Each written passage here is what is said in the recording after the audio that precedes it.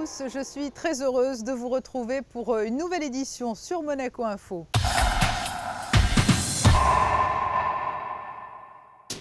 À la une de ce journal, le grand retour en principauté du spectacle de Jean-Christophe Maillot, Roméo et Juliette. Il est présenté jusqu'à dimanche au Grimaldi Forum. La soirée du cœur, plusieurs troupes locales de chanteurs, comédiens se sont unis pour proposer mercredi soir un spectacle au Théâtre des Variétés au profit d'Écoute Cancer Réconfort. Nous ferons le point sur l'avancée des travaux du data center de Monaco Télécom. À Paris, à la Maison des Océans, une conférence a été donnée sur le long combat pour la préservation du thon rouge. Et puis après ce journal, nous retrouverons le magazine spécial Rolex Masters de tennis présenté par Fabien Bonilla et Frédéric Hélion. Ils rentrent d'une tournée à Dubaï, en Chine et au Japon. Les ballets de Monte-Carlo sont de retour en principauté et ils reviennent avec un spectacle qui a largement contribué à leur renommée internationale au cours des dernières années, Roméo et Juliette. Un spectacle qui est joué jusqu'à dimanche au Grimaldi Forum. José Sacré s'est glissé dans les coulisses de la Générale.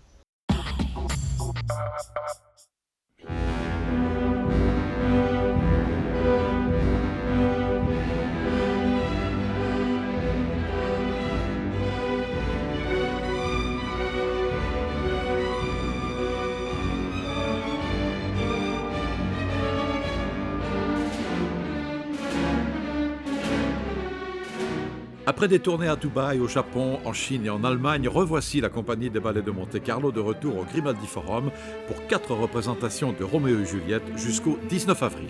Créé à Monaco en 1996, c'est-à-dire bien avant Cendrillon, La Belle et le Songe, Roméo et Juliette est l'un des grands ballets narratifs de Jean-Christophe Maillot, une pièce qui a largement contribué à l'essor international de la compagnie. Pour ces nouvelles présentations en principauté, les jeunes danseuses et danseurs ont pu bénéficier des conseils de Bernice Kopiters, qui a beaucoup répété avec les solistes et qui a commencé à leur transmettre pas mal de ses secrets.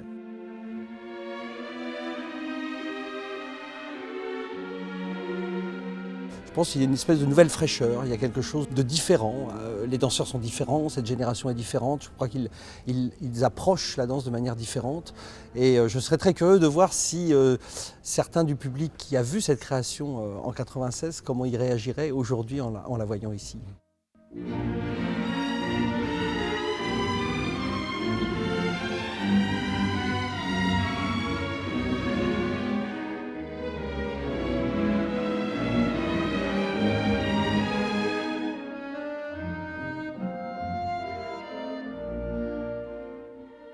C'est une pièce qui est très emblématique de l'identité chorégraphique des ballets de Monte-Carlo.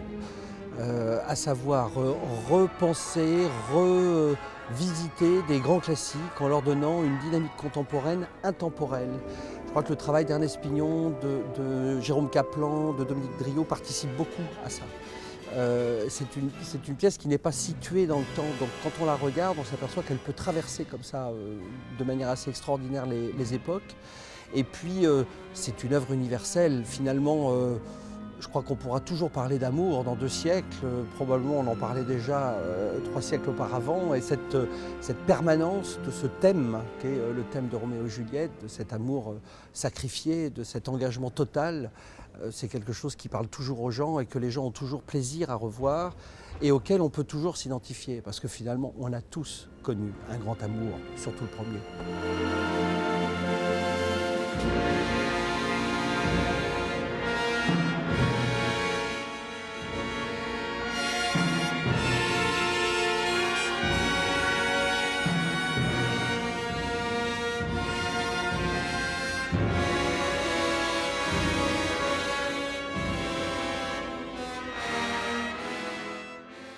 Théâtre et chant, cette fois au Théâtre des Variétés. C'était mercredi soir. Le spectacle était donné par la compagnie JCB Art et le groupe Force Swing. Une soirée au profit d'Écoute Cancer Réconfort. Une équipe de Monaco Info y a assisté.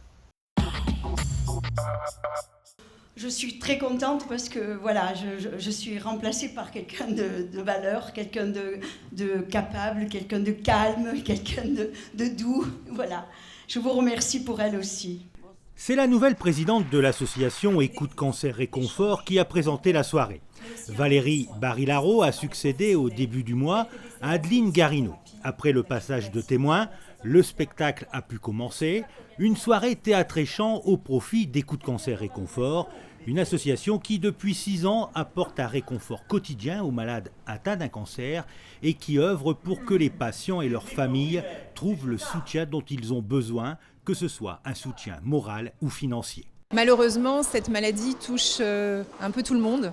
Donc c'est vrai que je pense que les gens sont tous sensibilisés à cette cause. On a tous un ami, un membre de sa famille, une connaissance, un collègue de travail qui est touché par cette maladie. Et je crois qu'en effet, ça porte, quoi. On a un super retour. Après, c'est la recherche des fonds en permanence pour faire tourner notre espace bien-être qui se trouve à Fontvieille. Parce que ça coûte énormément d'argent. On est obligé d'avoir des salariés puisque l'espace est ouvert tous les jours sauf le mercredi. Et nous avons donc une esthéticienne, une psychologue, une naturopathe. On a des gens qu'on est obligé d'avoir tous les jours, toute l'année. Donc on est obligé d'avoir des salariés et tout cela, c'est vrai que ça coûte pas mal d'argent. Donc on est obligé de récolter des fonds. Qu'est-ce qui t'intéresse? Mais je sais pas. Fumer des joints, jouer à la Neck Nomination, faire des chats de moi, les seins nus à des mecs, hashtag. Ouais, non, mais là c'est bon quoi. Tu peux pas l'arrêter la pile? Ah non, mais ne l'interromps pas, c'est très instructif, Justine. Arrête de m'appeler Justine, tout le monde m'appelle la déglingo. Sur scène, le JCB Art Company et les élèves de l'atelier théâtre Chantal Bellinzona. Ils ont interprété une pièce présentée à la Journée mondiale du théâtre, ainsi que quelques sketchs. Oh, les tripes chaudards! J'ai vraiment des gens qui sont interpellés par tout ce qui est, c'est d'ailleurs par tout ce qui est bénévolat et dons, parce que c'est une partie de la raison sociale de mon association, JCB Art Company, c'est de travailler aussi pour donner des fonds à d'autres associations. Franc succès aussi pour Four Swing, un groupe composé de 3 musiciens et de leur au chant. Four Swing a interprété des morceaux de jazz, de la bossa, du blues ou encore du swing.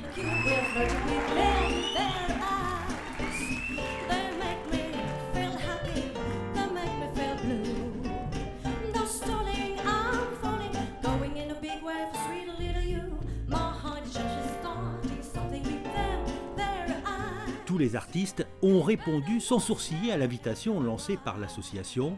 Ils ont par ailleurs décidé de laisser leur cachet à Écoute Cancer Réconfort. On a fait un petit effort, c'est un petit peu normal. Hein. On fait cet effort-là pour eux, pour ceux qui en ont besoin. Et puis c'est vraiment quelque chose qui nous a paru naturel. Voilà, donc effectivement, on a laissé ça au placard. Et puis toute la recette, ce sera pour eux. Reste-t-il de nos amours? Que reste-t-il de ces beaux jours? Une photo, vieille photo de ma jeunesse. Même si on n'est pas touché par ce genre de choses, les cancers, etc., c'est vraiment pour donner un petit peu de bonheur et pour aider au moins ceux qui en ont besoin. Et vraiment, de ce côté-là, on essaye de faire un maximum pour donner des bonnes choses au public, bien sûr, et puis à ceux qui sont peut-être pas là pour en profiter. Car le cancer est plus que jamais au cœur de l'actualité, un fléau que les autorités et le corps médical monégasque combattent au quotidien.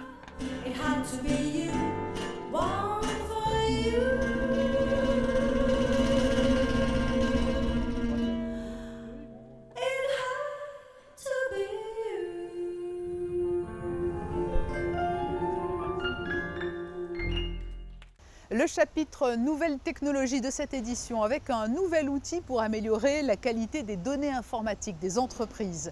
Monaco Télécom vient de présenter son nouveau data center.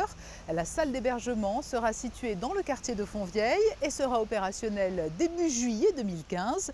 Dominique Poulain a assisté à la présentation et la visite de ce nouveau data center.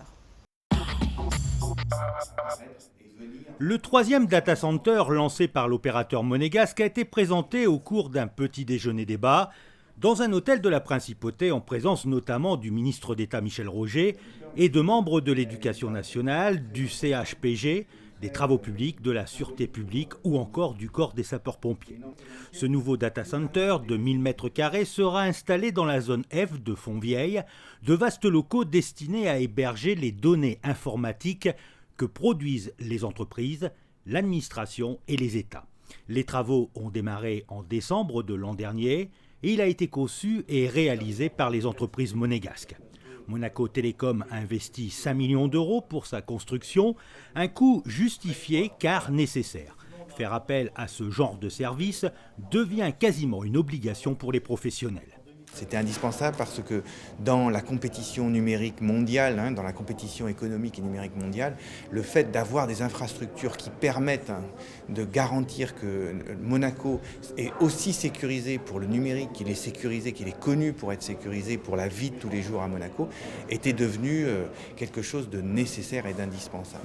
Le data center contiendra jusqu'à 250 baies informatiques, des casiers renfermant de grandes quantités de serveurs et équipés de couloirs thermiques afin de stabiliser la température et réduire la consommation d'énergie. Cette salle d'hébergement répondra aussi aux besoins de confidentialité et de sécurité des professionnels. L'infrastructure conservera l'intégralité des données confiées par les utilisateurs 24 heures sur 24, 7 jours sur 7 et 365 jours par an. L'originalité, c'est qu'effectivement, notamment toute la chaîne d'électricité et toute la chaîne de froid ont été entièrement redondées. Parce que c'est quoi un data center?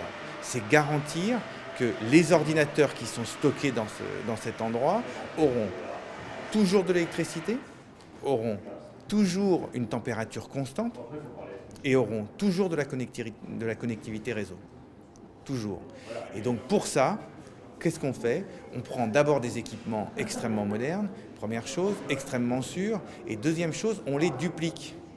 On les duplique entièrement pour que s'il arrive quelque chose, si par exemple même il y a une coupure SMEG, il y a une deuxième arrivée SMEG qui est prévue, s'il y a une coupure d'électricité, il y a un certain nombre, il y a des onduleurs qui sont là, après il y a des batteries qui sont là, si la coupure d'électricité dure plus longtemps, il y a des groupes électrogènes qui sont eux-mêmes entièrement redondés, qui sont sur le toit de l'immeuble et qui permettent effectivement une autonomie complète du site pendant 36 voire 54 ou 72 heures. Ce nouvel outil sera inauguré début juin et opérationnel début juillet. Il permettra à la Principauté d'avoir une place encore plus importante dans le monde numérique.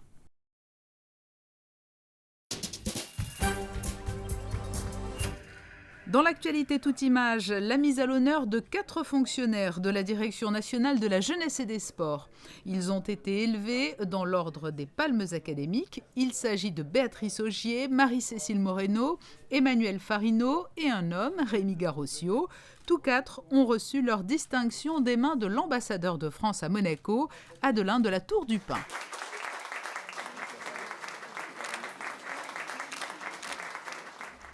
Chaque mois, nous nous intéressons au cycle de conférences des mercredis de l'Institut à la Maison des Océans à Paris. Après le calmar géant au mois de mars, c'est une autre espèce marine qui était à l'honneur au mois d'avril, le thon rouge. Reportage. 4 intervenants pour relater un combat international. La dernière conférence des mercredis de l'Institut a permis de revenir longuement sur la sauvegarde du thon rouge. Cette espèce menacée a bénéficié il y a quelques années d'une vaste campagne médiatique à laquelle la Principauté a largement contribué.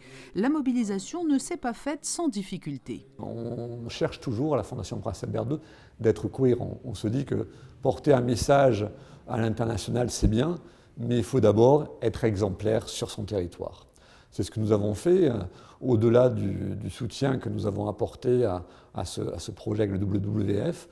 Nous avons demandé aux restaurateurs, aux commerçants, aux distributeurs de jouer le jeu et d'enlever le thon rouge de leur menu. Et très vite, Monaco est apparu comme le premier État sans thon rouge.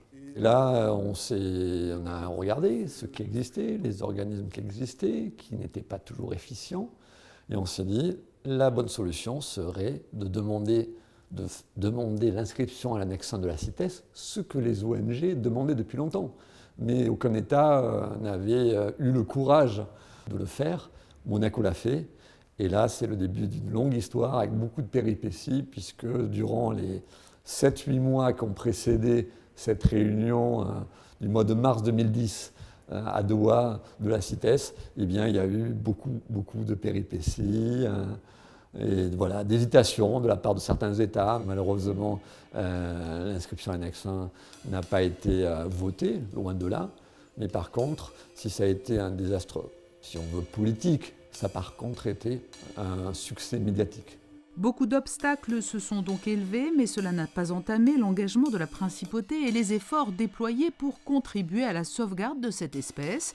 Et le travail a payé, puisqu'aujourd'hui les stocks de thon rouge se sont bien reconstitués. C'est une espèce qui a été surpêchée pendant plus d'une dizaine d'années à des niveaux totalement insoutenables et pour laquelle des mesures de gestion plus drastiques ont été prises aujourd'hui, qui permettent de constater aujourd'hui une première reconstitution du stock. Se trouvent réunis sur le thon rouge tous les ingrédients pour faire à la fois partager les richesses des océans, en faire sentir la fragilité et avoir un débat sur les responsabilités individuelles et collectives que nous avons sur la protection des océans.